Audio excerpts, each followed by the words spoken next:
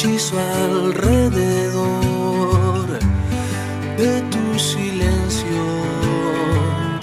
luminoso resplandor en tu misterio. Tus alas Ahora sí, ahora dice que estamos transmitiendo. Buenos días, buenos días a todos, bienvenidos, campanita.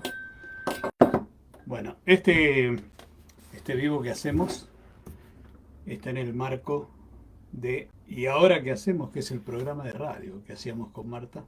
Que esperamos volver. Pero Para los que no nos conocen, somos Raúl y Marta. Al revés. Yo no soy Marta. Podría hacerlo después de tantos años, podría hacerlo tranquilamente. No hagas usurpación de identidad, mira. Bueno, tu intelecto me interesa. Bueno. Bueno, esta es la versión online de lo que hacíamos como programa de radio, que es una pregunta que nos hacemos siempre. ¿Y ahora qué hacemos? Es decir, a partir de una situación que puede ser un diagnóstico, puede ser una situación, cualquier situación que estamos ante una encrucijada y decimos, bueno, ¿y ahora qué hacemos? Claro, porque eso partía de la idea de que en general nosotros hacemos mucho diagnóstico. Decimos, sí, lo que pasa es... Analizamos la realidad. Bueno, y ante eso, ¿qué hacemos? Porque es no quedarnos en un diagnóstico, claro, que además después tiene que ser revisado, porque siempre el diagnóstico tiene que ser revisado. Con el diagnóstico y la queja no alcanza. No vamos a ningún lado. Ya está, ya hicimos la crítica, hicimos todo. Ahora, ¿qué hacemos? Bueno. Esa es la idea. Y hoy decidimos pensar en la comunicación y en particular con la comunicación con los adultos. Exactamente. Bueno, seguramente todos ustedes habrán tenido y seguirán teniendo experiencias con respecto al tema de la comunicación, ¿no? Que es nosotros lo miramos siempre como una competencia característica humana, ¿no? Que nos hace humanos y que se desarrolla, sobre todo eso, que se desarrolla. Sí, ese es un enfoque, también lo podemos mirar como lo venimos mirando desde Vygotsky, claro, que es una función, el lenguaje es una función específicamente humana que hace que desarrollemos nuestras competencias y demás, pero lo que nos hace humanos. Y también podemos mirarlo desde el psicoanálisis, que sabemos que está atravesado por el equívoco, es decir, nosotros hablamos para tratar de que el otro nos entienda. Así que en principio tenemos varios aportes. Nosotros lo que queríamos trabajar en particular es algo vinculado a la comunicación en general, de un autor que se llama Waslawik, se escribe con W, Waslawik, polaco, que trabaja precisamente sobre la comunicación humana. Y él tiene una serie de postulados. Estuvimos buscando el libro en nuestra biblioteca, pero es como encontrar una aguja en un pajar. Hay muchos libros. Así que y hace tiempo que no lo revisamos ese libro, entonces... Así que está en algún lugar. Ya lo vamos a compartir. Y tiene una serie de postulados. Entre paréntesis, es uno de los primeros teóricos en ocuparse de la comunicación como comunicación humana, porque hay estudios de comunicación que estaban más dirigidos a la transmisión cuando apareció el teléfono, el telégrafo, el teléfono, entonces estaba más enfocado hacia la parte mecánica, técnica de la comunicación. Sí, los componentes del emisor, receptor. De ahí es que aparece la idea de emisor, mensaje, receptor. Sí, también hay otro autor que si no me equivoco, hace muchos años que no lo veo, que se llamaba Benveniste, que decía que había una diferencia con los animales y hacía una comparación con las abejitas. Entonces él decía que los animales, la comunicación es en presencia. Entonces la abejita le cuenta a la otra abejita, haciendo una especie de 8, dónde están las flores para que pueda ir. Pero siempre es en presencia de la otra abejita. Mientras que nosotros podemos tener una comunicación sin que sea en presencia. Por ejemplo, al escribir, nosotros tenemos una comunicación que no es en presencia del otro. Sí, a mí me gusta pensar siempre en esta imagen por eso es insuficiente la explicación de emisor, mensaje, receptor, porque no describe lo que es nuestra comunicación. Nosotros hay un momento en que podemos estar haciendo algo y tener presente a las personas o al interlocutor, aunque no esté con nosotros, estamos pensando en esa persona, qué nos diría, qué le diríamos, cómo se lo diríamos, cuándo se lo decimos. Hay una serie de cuestiones que esa persona está con nosotros, que la estamos considerando, ¿no? O ese interlocutor lo estamos considerando aun cuando no está, cuando planificamos, hay muchísimas instancias. Emil Benveniste, se llama el autor. Bien, y ahí el tema es que nosotros pensamos en Václavic porque tiene una serie de postulados y uno de ellos nos parece central. A nosotros nos parece central, que es: no es posible no comunicarse. Es decir, nosotros nos comunicamos siempre, hablando o no hablando, haciendo silencio, interviniendo con nuestras posturas, y ahí queremos tomar una posición sobre algo que se está haciendo en los últimos tiempos, una especie de gurú que aparece en la televisión haciendo interpretaciones de por qué la persona mueve la mano, mira hacia acá.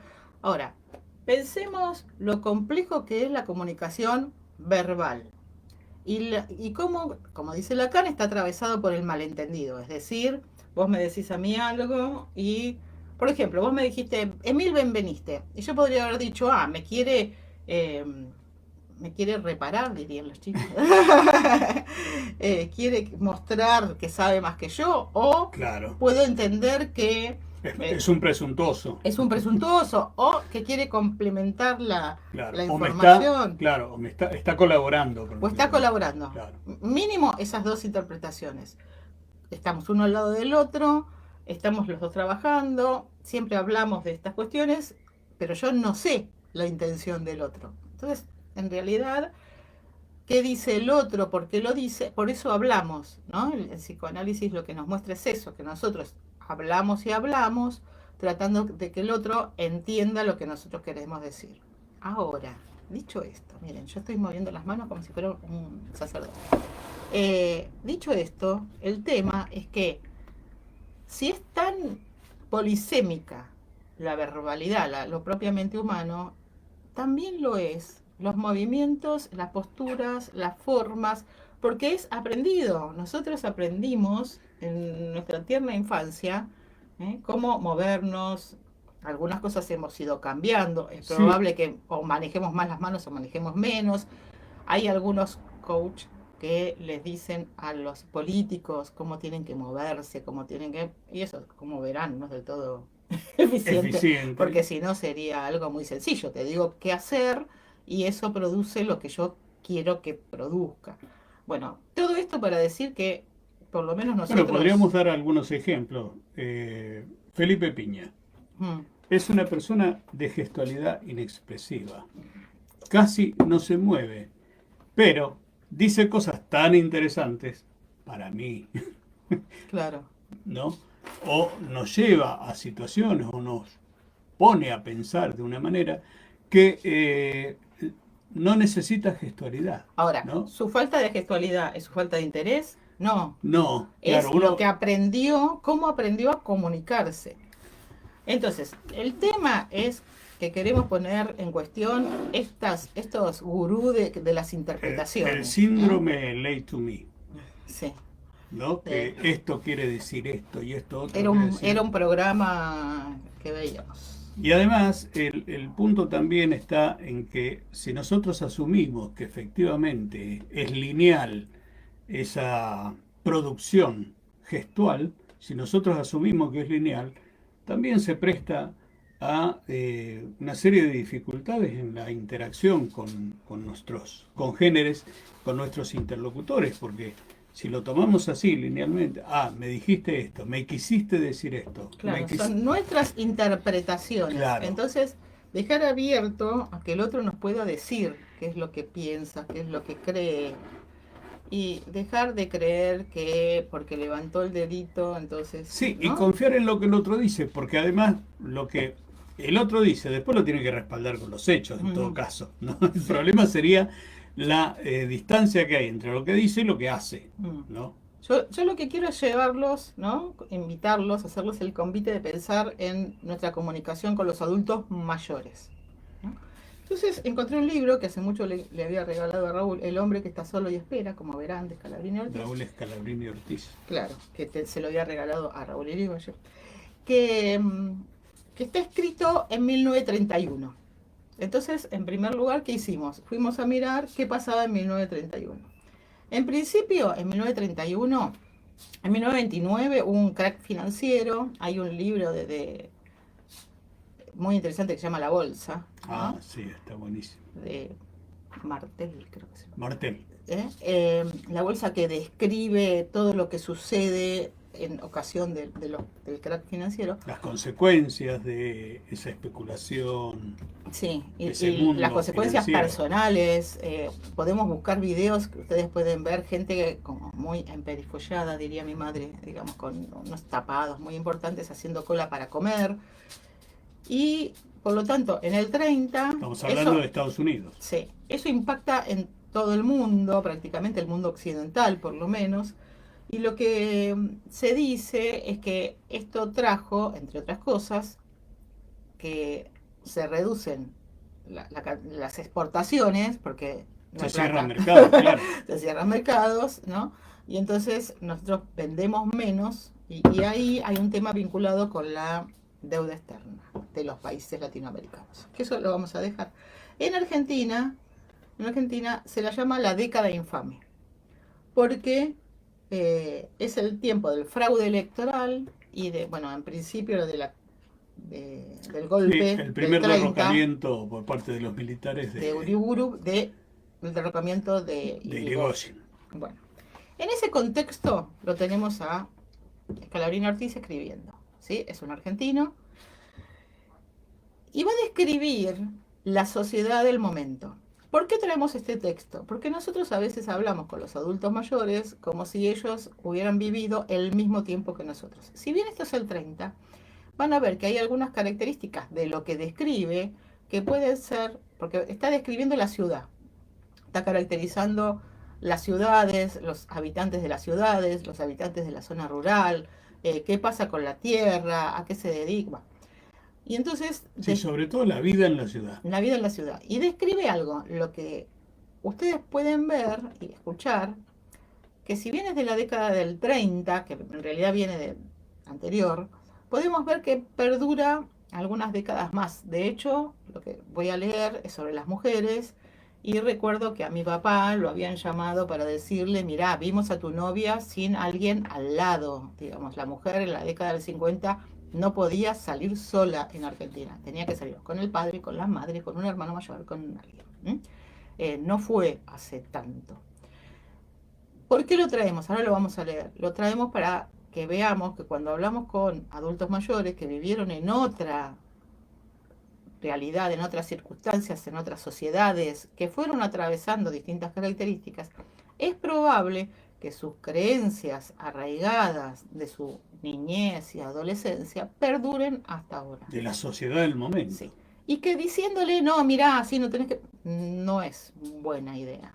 En la forma es primero escuchar, y de todas maneras tampoco tenemos que persuadirlos a los demás que nuestras creencias son las mejores. Entonces voy a leer un párrafito. El párrafo se llama Desencuentro. Dice, las mujeres invaden las calles a la hora en que todos los hombres están enjaulados en sus oficinas.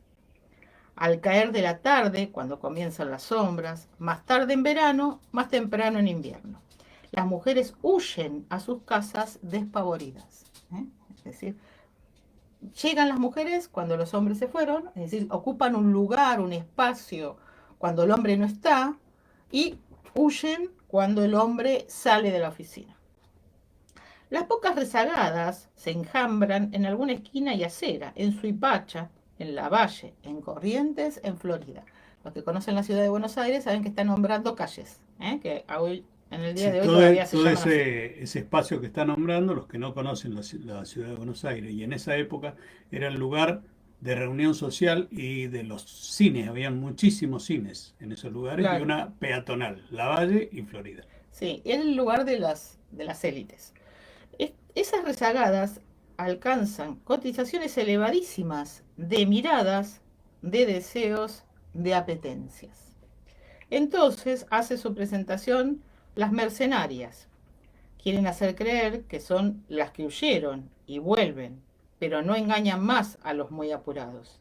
Así, en la posesión de la calle se procede por turno riguroso.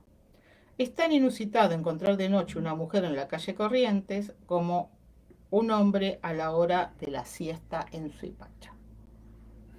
¿No? Impresionante la idea de el espacio público. La digamos, asignación, ¿quién ¿no? Del espacio público. Claro, bueno, esta es una idea, esta es una idea de alguien que está escribiendo, que está habitando la década del 20 y que en el 31 publica esta descripción de la ciudad. Con muchas críticas. Dice, soy la sombra de una vida, murmuró. Por eso no me encuentras. La sombra de una vida. Impresionante. Bueno, es un libro muy interesante. Bah, creemos nosotros que es interesante. Y lo trajimos precisamente para mostrar cómo nosotros habitamos distintos espacios y habitamos distintos espacios al mismo tiempo. Por ejemplo, nosotros estamos en Argentina, pero además estamos en Buenos Aires. Raúl nació en Mendoza y yo nací en provincia de Buenos Aires. Las vivencias de Raúl son completamente distintas, aunque son simultáneas en el tiempo a las que tenía yo en provincia de Buenos Aires en una familia de clase media. Distintas, muy distintas. Las prácticas eran muy distintas, los rituales eran distintos, las formas de relacionarse con los mayores. Sí, hoy está un poco más globalizado, podríamos decir, en términos de la realidad de Buenos Aires. Bueno, la realidad de Buenos Aires ha invadido las provincias, las características. Las otras provincias, sí, porque antes las características eran propias del lugar y ahora con los medios de comunicación, con la simultaneidad de los medios de comunicación, sucede una cosa rarísima y es que mucha gente de otras provincias vive una realidad que no es la propia, porque como los medios de comunicación, los medios masivos de comunicación, lo que reflejan es la realidad de la ciudad de Buenos Aires. Sí, y ni siquiera de la provincia. Algo del Gran Buenos Aires, porque de la provincia de Buenos Aires no reflejan nada. Sí. Entonces, cuando uno mira esa realidad, cuando uno recorre las provincias, las distintas provincias, encuentra que la gente está mirando y está pensando en una realidad que es de Buenos Aires, que no tiene nada que ver con su lugar. Hay una protesta en la 9 de julio y nosotros la otra vez estábamos en Entre Ríos, ¿no? Y la información era la misma para Entre Ríos, digamos, díganme. No, era increíble porque era un domingo por la mañana, un lugar muy chiquito, un pueblito, una tranquilidad, no pasaba nada. Íbamos a un supermercado y ¿qué tenían? La televisión encendida con uno de esos canales de cable y todo el tiempo haciendo alusión a lo que había pasado el fin de semana, durante la semana, el corte en la calle Pueyrredón, en el puente Pueyrredón. Y el señor, el dueño una especie de síntesis de malas noticias. Claro, y el señor del supermercado que me escuchó hablar me dice, no soy de acá, ¿no? No, le digo. ¿De dónde venís? Vengo de Buenos Aires. Ah, dice, está bravo allá, ¿no? Digo, bueno, yo vivo bien, no tengo problema. No, pero está bravo. Dice. Entonces, él estaba transmitiéndome una sensación de intranquilidad, de una vida terrible, cuando él vivía en un lugar donde no pasaba nada. Claro. Yo creo que ni un accidente de tránsito. Ahora, pero la realidad que él vivía era esa es la realidad. Y estaba invadido por esa realidad. El tema es que vos le decís, no, pero allá no pasa eso, y no es manera, porque no lo vas a convencer. Decirle, ¿no? Como dice el autor que vimos la semana pasada, decirle algo no hace que el otro se convenza de lo contrario, no va por ese lado. Entonces, tal vez escucharlo al otro, tratar de pensar otras vías de información o una vía de información, porque eso es casi de desinformación. Claro. Y también tratar de pensar cómo hacer para que en las cuestiones más micro uno pueda trabajar, que miren, porque no sé si ustedes vieron, pero en lugar de haber música en los lugares donde antes había música, ahora hay noticiero machacoso, ¿no? Entonces, no pedirle de buena manera, yo en general lo pido de buena manera, la otra vez me dijeron, no, pero hay que pedirle al dueño del café para poder cambiar la televisión, ¿no? Lo cual era impresionante. Y además, esa cosa de no crear un buen clima. Digamos, no Claro, entiendo cómo el bar no quiere crear un buen clima donde vos quieras estar ahí, quieras donde escuches consumir, buena porque la música. finalidad del bar es que Digamos, vos consumas. entonces ven que no tiene que ver con lo que cada uno cree que hay que hacer. Y bueno, y ahí vamos de nuevo a la comunicación con los mayores. Bueno, y ahí lo que se pierde, volviendo, o para cerrar este tema de los medios de comunicación, lo que se pierde es la complejidad de la realidad, porque hay tantas realidades con una complejidad enorme como provincias, porque no es lo mismo vivir en Salta que vivir en Santa Cruz, ¿no? O vivir en Mendoza o vivir en Buenos Aires. Bueno, Argentina, Sí, Ecuador, me refiero a que, Costa Rica, que a ahí que la veo esa, a claro, una colega. que bueno, creo que el fenómeno de los medios de comunicación en todos los países tiene una lógica parecida, ¿no? Invaden todo el espacio nacional Ujú. con una sola lógica. Entonces, lo mismo nos pasa a los que vivimos en Buenos Aires. Yo la verdad que no, rara vez, salvo que sea algún problema o algún desastre, escucho este, hablar sobre la realidad de Córdoba, de Mendoza, de De Entre otras Ríos, de provincias, para los que Corrientes. no son de Argentina, de otras No provincias. escucho hablar. Ahora, a mí me hizo acordar esto, un experimento que hicieron los Bill Gates y su esposa en las aulas. Y lo que quisieron hacer es colocar cámaras 360 grados para tratar de ver si se podía captar esta complejidad. Bueno, renunciaron a eso porque no se puede captar la complejidad de Una, de un aula, con todos los medios tecnológicos 20, a su 25 alcance. niños. Mientras que nosotros vemos una perspectiva desde un lugar, ¿no? Y insisto sobre la forma, ahora voy a ir hacia las formas. Las formas con que nosotros nos dirigimos a los otros hace que nos puedan escuchar o que nos dejen de escuchar. Si nosotros queremos que el otro nos escuche, una forma donde, mirá, esto es así, no va a funcionar. No va a funcionar. eh, A mí me llevó años. no va a Marta me funcionar. decía, mira, fíjate si podés hablar de otro modo, porque hay un momento en que no te escuchan más. Ese para mí fue el shock. Yo estaba tratando de que me escucharan. Cuando Marta me dijo, mira, hay un momento en que si vos decís las cosas de esa manera, no te escuchan más. Entonces yo dije, oh, ¿para qué estoy invirtiendo mi tiempo en esto si no me escuchan? Ustedes dirán, Tenía razón. hay gente que le gusta que lo traten así. Bueno, eso sería como otro capítulo vinculado a la composición sadomasoquista que tenemos todos. Pero, en general, las comunicaciones saludables, que es donde nosotros queremos trabajar, están sostenidas en tratar de no desacreditar al otro. Cuando nosotros escuchamos a alguien que lo desacredita al otro, sabemos que ahí va a haber problemas, porque si a mí me tratan como que no sé nada, eh, es poco probable que yo atienda a tus indicaciones, observaciones o lo que fuera. Entonces, yo insisto con los adultos mayores, porque las formas que a veces tenemos con los adultos mayores es de descrédito. Y ahí perdimos la batalla, digamos, perdimos el camino, perdimos el rumbo. Entonces, a mí me parece que hay algo que hay que trabajar sobre las formas y sobre todo en estos tiempos, Que no saben nada. las formas y cuando perdemos el eje, ¿no? Con Raúl me dice, trata de mantener el eje. ¿No? Cuando algo nos disgusta mucho, por ejemplo, yo la otra vez contraté un servicio 24 horas y a las 24 horas el documento no estaba en el lugar, ¿no? Y a mí me indignó un poquito.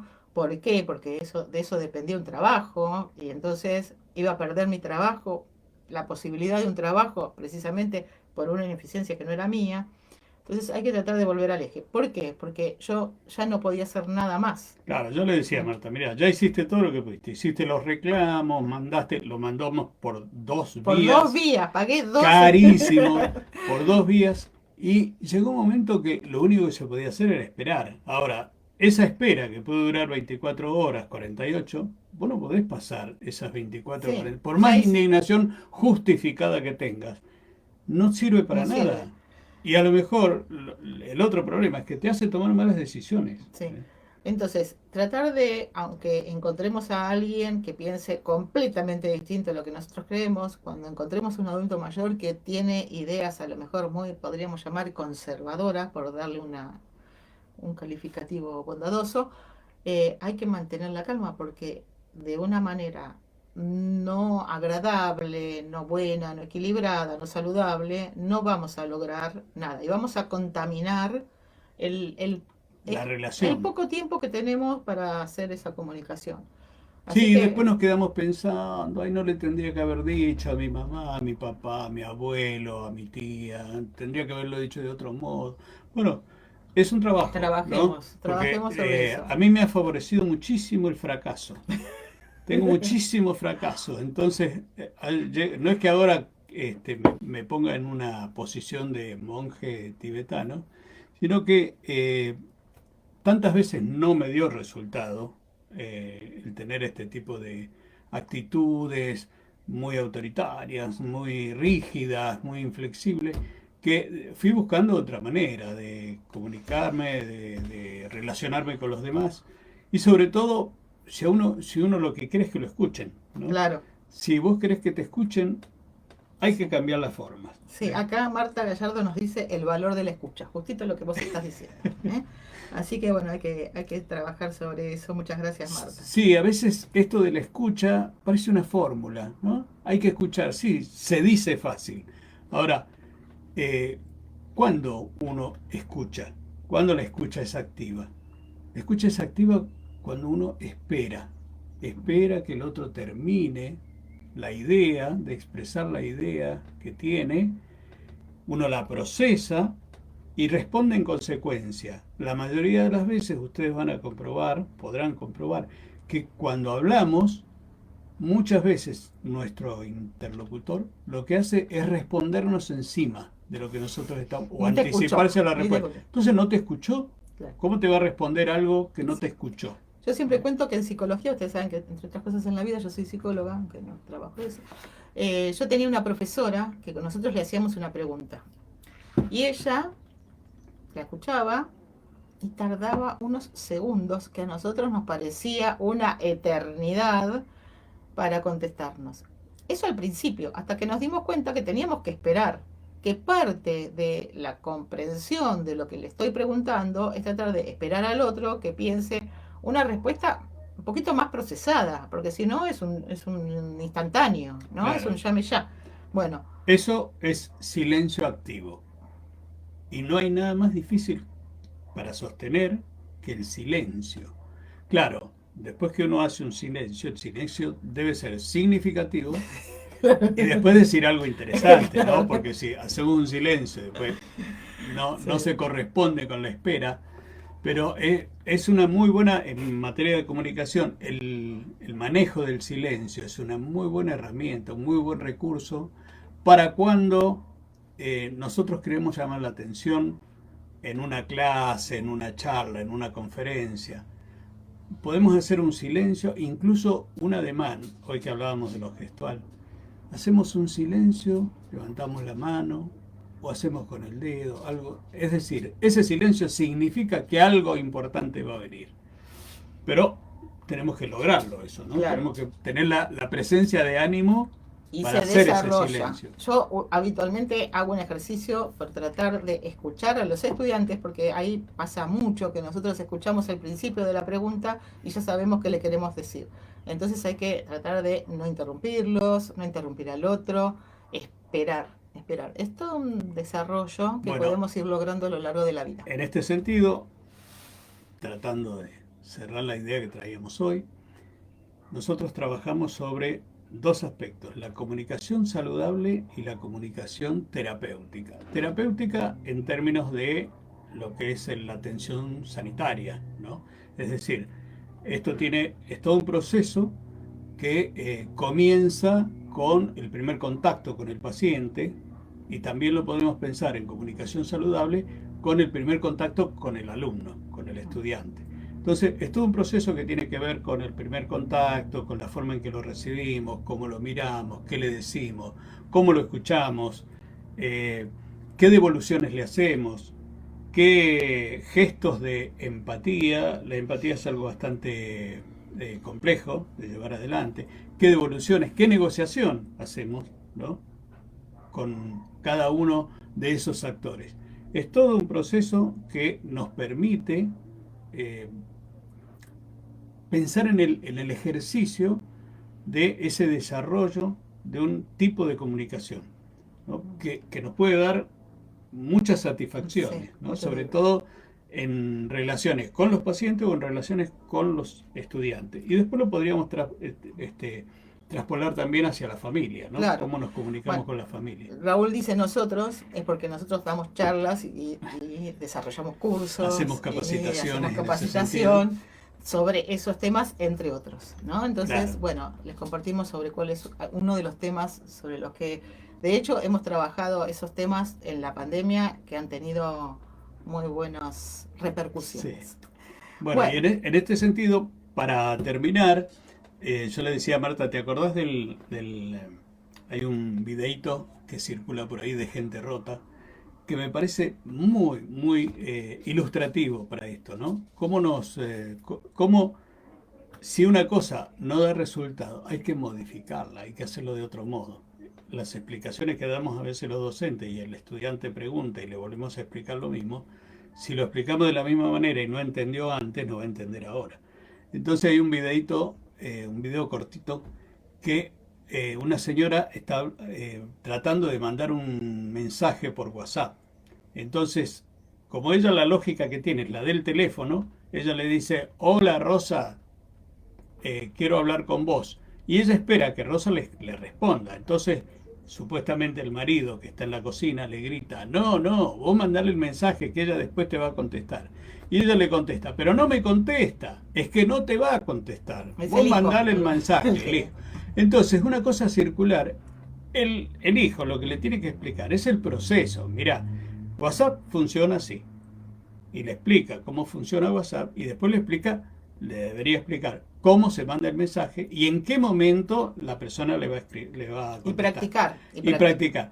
No, le gritaba todo el tiempo, ¿no? Y esa persona no va a aprender nunca, porque no le están explicando el proceso, es lo que desconoce. Y practicar, porque con la explicación oral no alcanza. No alcanza. Bueno, gracias Moni por tu apreciación, ¿eh? Y ya nos hemos repasado Nos de excedimos, tiempo, excedimos. así que los dejamos Vamos para a no tener que pagar estos cansarlos. minutos. Para no cansarlos. Bueno, cerramos con la campanita y nos vemos el próximo domingo. Muchas gracias. Hasta luego.